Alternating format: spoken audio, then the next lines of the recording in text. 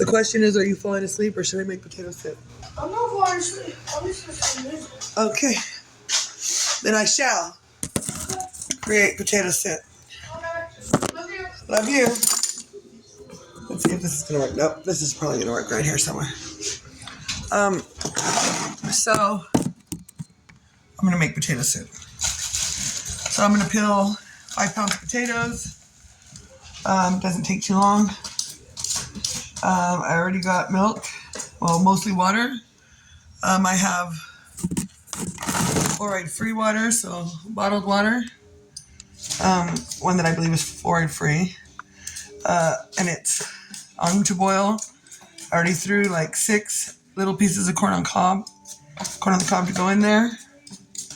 I'm going to peel my potatoes, cut them into big chunks, throw them in there, and start to make a simple potato soup with salt, boiling everything, some pepper, and then at the very end I'll throw broccoli in so it doesn't get all beat up and washed out. It'll stay green and whole. Otherwise, if you put the broccoli in right away, it'll cook down too much. It falls apart. It turns in, the darker, uglier green. And I like more formed broccoli. That's the prettier color. And I'm making a good amount, so that means that we'll have some for tomorrow. Or if we don't do it tomorrow, we'll do it the next day. And that'll be that. So I'm going to peel these potatoes. Nowadays, I've noticed that you have to be real careful. Has everybody else noticed that? Comment down below if you have. You have to be really careful about the potatoes. It seems like they're spoiled way more. And they're way smaller. And they're spoiled more in the middle. So you have to really either cut them in half to be sure that you have good potatoes inside, or peel them. So that's what we've been going through. I usually find, until recently, the eggs are 4 times the amount as normal right now, maybe almost 5 at some point. That's just retarded. In 1 year, to extremely go from $5 $5 for 5 dozen eggs in a crate from Walmart. And now they're $21, $22, $23. Depending on the day. That's insanity, in my opinion. That's enough to scare somebody. Somebody should be scared. But nobody's caring. Jim Carey cares. He's groovy. I wish I could just spend 3 days talking to Jim Carey. Or probably just even his kid, his little tiny baby, would know more than I do, likely. I don't even have a clue, man. Either way. Jim Carey seems to know what's really up. So I'm going to peel these potatoes. A lot of people seem to know. Kanye West is pretty out there, and he knows what's going on, it seems like. So, or maybe he doesn't. Maybe he's just using this because he was throwing some stuff at us on that show. Oh, what's that guy that goes on Joe Rogan once in a while? I like him. But he's crazy. He got in trouble for those Sandy Hook accusations. He was on that guy's show. And sure enough, he freaking was quoting something of the Bible, but he didn't even know what he was saying. It was it seemed like an act at that point. But maybe not. He just might be so far out, not able to even cope with half of what's going on. And that seems to happen to a lot of us, like when Prince turned into a symbol. And I don't think that it's just out of media. I think these people are tripping, like I'm tripping. That's what I tend to believe, that some people are truly just realizing what the FUCK is going on around here, man. It's just not right. And I don't want to get too far into it because I'm just trying to build my YouTube channel and you guys are going to not want to listen to me. But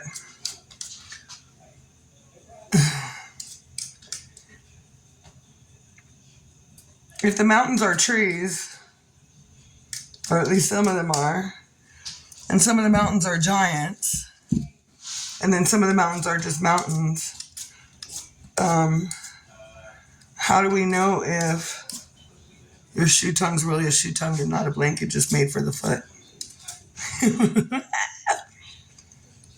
But for real, think about it. It's all too much. And it's likely the angels that fell from heaven in the Bible are something like the Anunnaki, and that we're all going to be enslaved by the government somehow and sent to mine gold. As psychotic as it seems. See, I got that net with my bare hands. My bare hands. Because I had bananas in there. I pulled them out today. One little gnat. So anyways, yeah, it's a little concerning. It's hard to sit still. I'm not the only one. There's a lot of people that feel this way. And I don't know what to do about life. But I'm working on continuously striving forward to meet my goals. And I'm certain that I'm going to get there. So I'm in the middle of peeling potatoes. Let me get some. Take it over to the pot with you guys in just a second.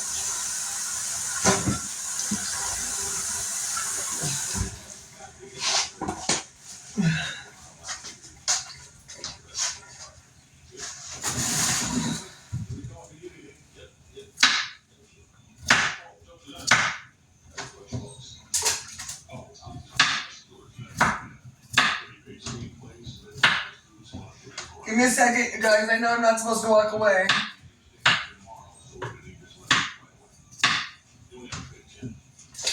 I'm going to think I'm hiring somebody. I'm going to have to hire somebody to edit and manage my YouTube channel. And I think that would help me considerably. And then I can have a better channel for you guys.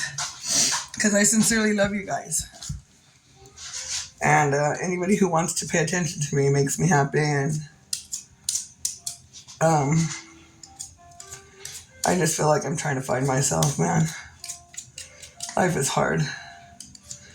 And I've been through a lot of shit in my life. A lot of people have been through a lot of shit in their life. And people don't want to hear about all that crap. So basically, I'm just trying to figure out about all my thoughts. And I recently stopped taking Depakote. I think I'm going to keep that going on. I read about it last night. It's really bad for your body, actually, and I wasn't aware of that. It could cause problems with your pancreas, especially extended over a period of time, is what I think I read. And yesterday, my thoughts were really out of control. Today wasn't so bad. It's day 2 without Depakote. Day 2 without my Depakote. For racing thoughts and bipolar behavior. Bipolar disorder, I guess. So, I feel better than I did yesterday. Yesterday I was on a roller coaster. My kid's schedule, I changed it. I'm not sure how I feel about it. And my kids do on homeschool and online schooling, so I can do whatever schedule I want because I homeschool Ryder, and Joshua is on online schooling, which hours or whatever he wants. Which means I can go on a trip soon, which is what I'm thinking I'm going to do. Like literally today, I don't even know where it came from. It's one of those pamphlets you pick up like at Denny's when you're traveling, and it has those guides at the truck stops and stuff for vacation and things to do and places to go sightseeing for that town, right? Or nearby attractions. And so I have this shelf. Let me show you. The shelf right there. Well, you can see it. I don't even got to move my phone. And I have it right there in the middle of my dividing my living room and my dining room. It also protects me where I sit on my sofa from my neighbors seeing me from their living room because I like to keep my window blinds open. So anyways, what was I saying? Oh, I was walking by that divider on this side of the divider, and today out of nowhere there was a pamphlet, a flyer, and it said Colorado vacation, and it was like from Denny's or the truck stop, and it's about a little vacation in freaking Colorado, and I can do that. Literally can do that even this month if I wanted, as long as my truck works, without like hardly any money. Likely so. Like I just felt like it was a sign. Like instead of sitting here and feeling like I'm gonna go crazy, if I can just get my truck fixed, I can go to Colorado and kick it for a little while. That would be nice. And there would be nothing wrong with doing that. What I'm realizing again, once again, which I'm learning over again in a different manner, but kind of the same freaking thing, which is I don't gotta live under the claws of anybody else's, not the government's, nobody else's idea of what my life should be like. I'm not a bad person. I'm not an evil person, so I'm not gonna do anything to hurt anybody else or to trespass against anybody else or to take anything from anybody else that they don't voluntarily give me, you know? So, like, there's been times when I've panhandled at a truck stop for gas. It's not a big deal. Or I've had to ask people for gas at a gas station. It's not a big deal. I mean, it's a big deal. It makes me feel shitty as fuck, but they're voluntarily giving me gas. I'm not taking anything. And typically when I do that for others, that makes me feel good. So I'm sure it's not just me feeling good. And so the case is that I'm a good person, so I can live however the fuck I want. Understand? We're living, even right now when I was making these videos, I've been worried about cussing and worried about shit. No, I just put, it's not made for fucking kids, right? And then I don't have to cuss, right? The kids are out watching crazy ass shit anyways. Hold on. And even as I say this, see, this is good. That's what therapy is good for. Like, when I go to therapy or when I've ever been in therapy for a regular basis, my therapist never really gives me advice. And when I do ask them ever for advice, they always say something crazy to me like, I think you know what you need to do. Right? Anybody who's been in therapy knows that. The therapist say to you, if they're a good therapist, they'll say, no, well, I think you can figure it out, or I think you know what to do inside yourself. So, like, and I remember being mad because I went to a lot of therapy when I was younger too, not just now. And so, like, I remember being a teenager and being mad. Sherry Owens Kepler, and she was my therapist, and I told her, what do you mean? I don't know what to do. That's why I'm asking you. I'm just a kid. And she said, no, but you know, the truth is I figured it out. So the case is that I can live. Let me get some more potatoes. So just like we're not supposed to walk out of the frame, right? Well, I can do it. And then pay somebody to edit it, I guess. So we can do what we want. So my kids are on a different schedule. I'm feeling anxious and stuck. I have the ability to take a trip and it doesn't affect my financial gain. I'll still make just the same amount of money as I make every month because I have it set up that way.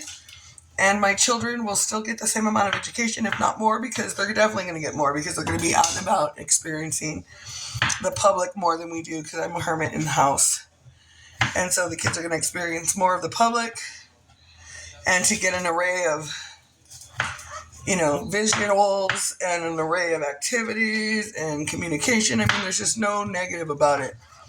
So I'm pretty sure that's what we're going to do here shortly. I don't know. I'm feeling ambiguous about life in general. Get more potatoes.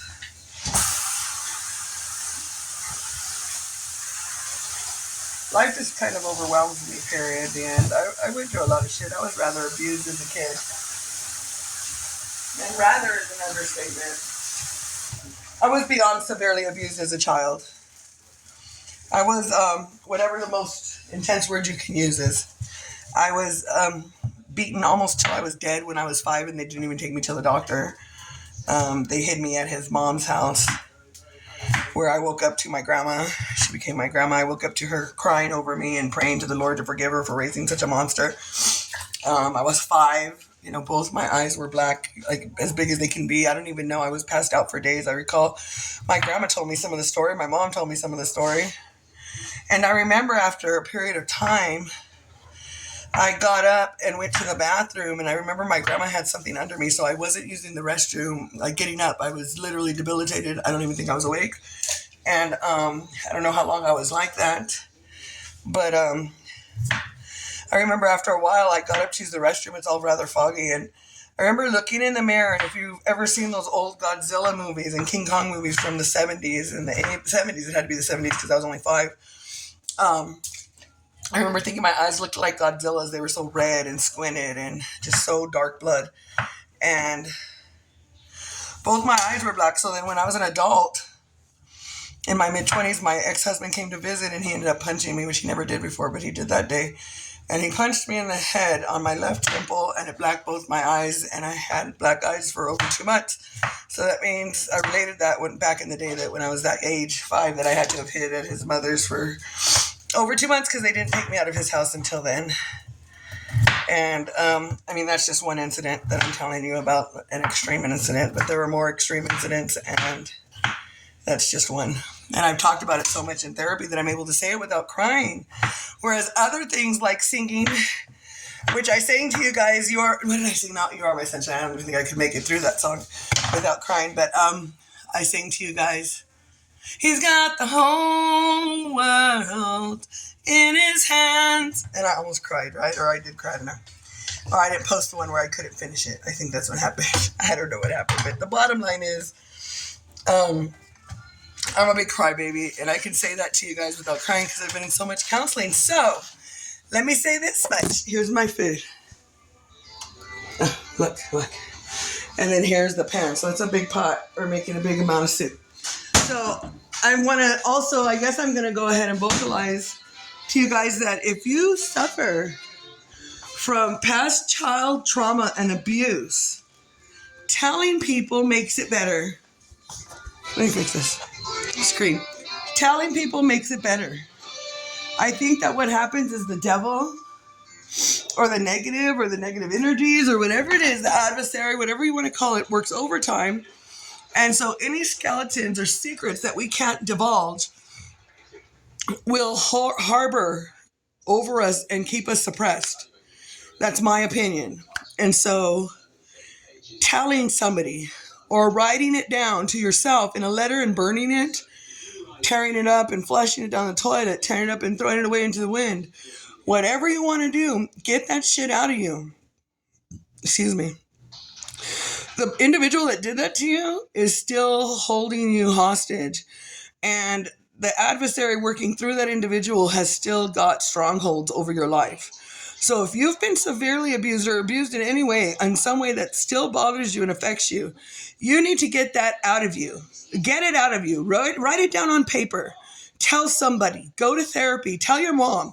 Tell your sister. Tell your brother. Tell your best friend.